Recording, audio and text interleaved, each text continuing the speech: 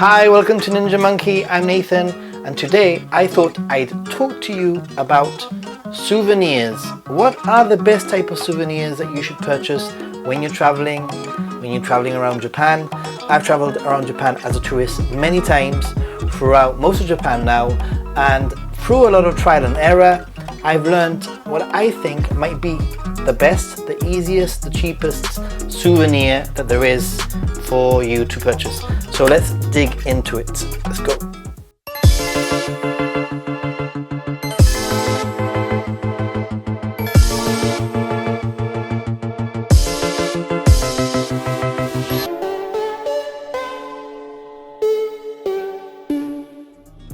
So just a reminder that this is actually my opinion. I'm sure that somebody down there in the comments is going to tell me that there's some other souvenir or some other way of purchasing gifts. However, what I'm going to concentrate on today is personal souvenirs, not necessarily souvenirs to purchase for other people. For example, I am wearing a t-shirt that I bought in Japan. That's one example of a souvenir. Some examples of souvenirs that I've bought in the past include things like chopsticks, very easy to buy, quite cheap to purchase for your friends, for your family. I've also purchased full-on yukatas for my family and close friends, although those are usually much more expensive. Apart from that, some other great souvenirs that you can also buy for friends, for gifts, are things like chocolates and Japanese sweets, Japanese candies if you're in America, and also things like erasers, or we call them rubbers here. So erasers are a really good gift. Some of the gifts that I've purchased and I've bought my friends in the past include umbrellas, Japanese umbrellas, and there's just so many things, stationery, etc. However, when you're traveling Japan and you're traveling on your own or you're traveling with friends, you might not necessarily want to buy a souvenir in every single destination, every single stop, every single city, every single town. So I think I found an easy solution, something that's memorable, something that's slightly different, something that's easy to carry with you and usually is quite cheap. So let's see what I think is a good souvenir for you. So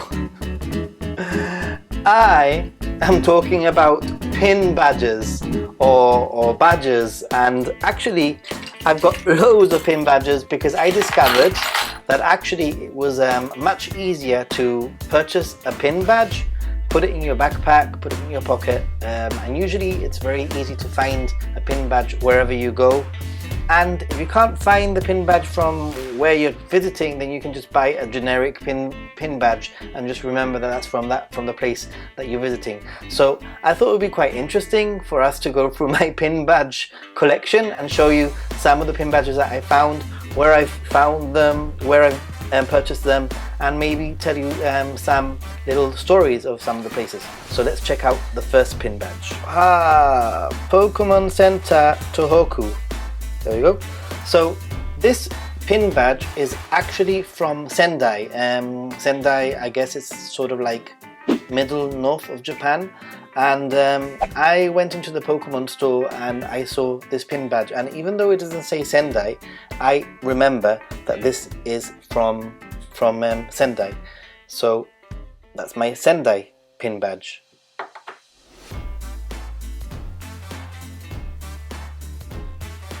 So this pin badge here is from Kochi Castle. Kochi Castle is actually my favorite Japanese castle that I visited so far. It's really interesting because it's quite a small castle. It's got quite an interesting sort of museum. It's I wouldn't say it's like being modified for tourists as such. Some Japanese castles that you tend to visit have a lot of like signs and a specific route that you need to follow. This one was sort of kind of like raw. I don't know how to explain it.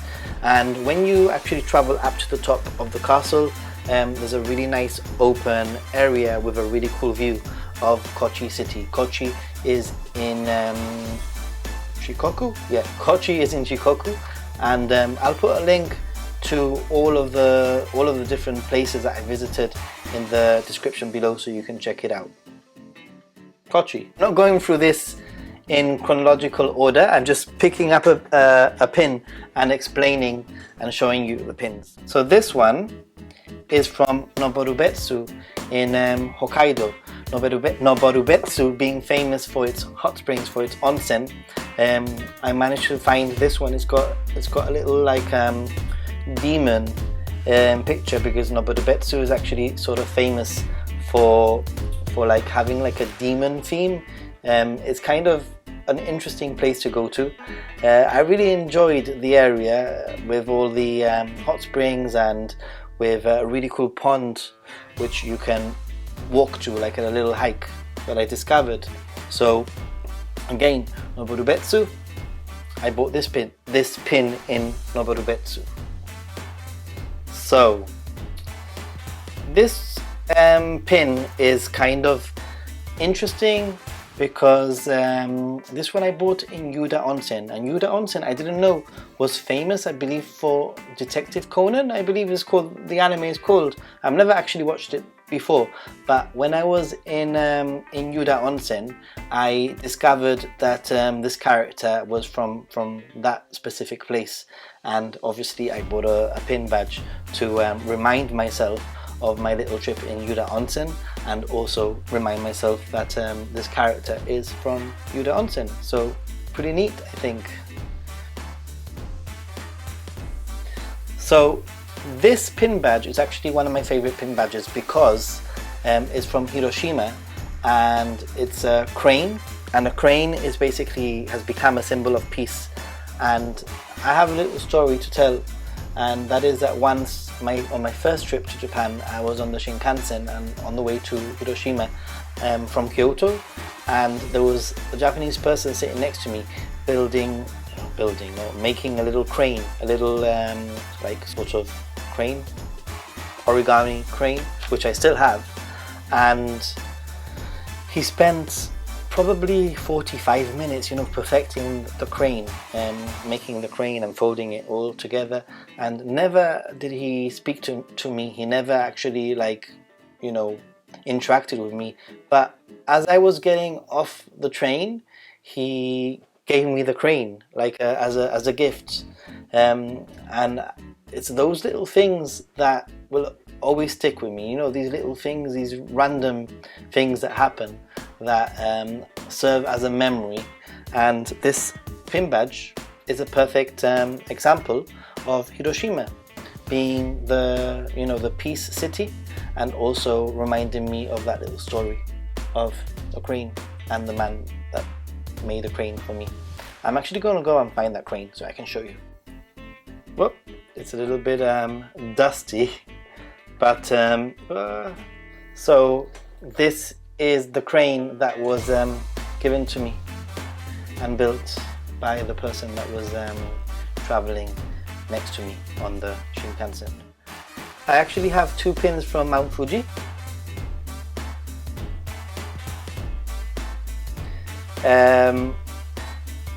I think that one of them I bought at the bottom, or I can't remember, but I think that one of them I bought like near perhaps the starting of my Mount Fuji trip, my Mount Fuji hike, and one of them I bought at the very, very top.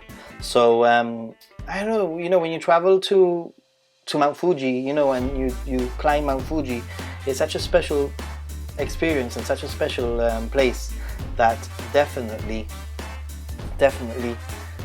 I had a good excuse for buying two, don't you think? Anyway, so this one is sort of quite cute. It's a camel. When I travel to Totori has a famous desert, and there were actually some camels in the desert of Totori, which was pretty cool. Although when I traveled to Totori, it was a little bit of a rainy sort of, I wouldn't say it was like really raining hard, but I would say that the sand was a little bit wet from the rain, and I was quite lucky with the weather because it actually did stop raining whilst I was there. But yeah, another really cool little pin badge to remind me of my Totori trip.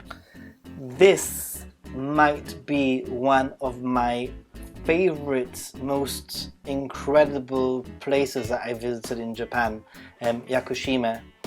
Not only is it an incredibly beautiful island, but the whole journey to get onto the island was special. For example, you had to travel all the way down to the very, very bottom of Kyushu, and then you had to get like a 2-hour or 3-hour ferry to get to this basically forest paradise island, where actually Princess Mononoke was actually inspired. The forest of this island inspired Princess Mononoke, and it's totally understandable because it is quite a remarkable island. And when I actually traveled there, there were pretty much zero tourists, very, very few tourists were traveling there. But I think that since I've traveled there, maybe it's become a little bit more popular. But it's also famous for having one of the oldest trees in the world, if not the oldest tree in the world, and also famous for its incredible like moss forest. But seriously, it was wow, incredible. Check out my vlog. And I just wanted to touch upon one more thing, and that is that if you go to a place that doesn't have a, like, you cannot find a pin badge, then you can always buy a generic pin badge. For example, this one. So this is a pin badge from Kiki's delivery service, and it doesn't say that it's from any specific place, but I know that I bought this in Tokyo because I couldn't specifically find. I know that there's loads of different pin badges you can buy, like the Sky Tree of the Tokyo Tower, etc. But I wanted one that said Tokyo, and I couldn't find one. And I just found this, and this is my Tokyo General City pin badge. So when I look at it, I remember that this is from Tokyo. So I think that pin badges are a really, really, really good way to relive memories, and really easy to travel with, really easy to, quite relatively cheap to buy, I would say, and light, easy to put in your bag, and doesn't weigh anything, so you're not going to really have much excess weight on you from pin badges. And I really do think that they are a really great way of getting souvenirs for yourselves and memories for yourself. So yeah, that's a little sort of interesting, different video talking about some of my experiences, talking about souvenirs, what sort of souvenirs are the type of thing that I buy. And it's become a theme for me. That's what I do now. Whenever I travel, I go hunting for a pin badge. It's also fun to try and find one. So yeah, let me know what you think in the comments below. As always, thank you very much for watching to the end if you have, and please leave a comment below, say hello, and see you in the next video. Bye.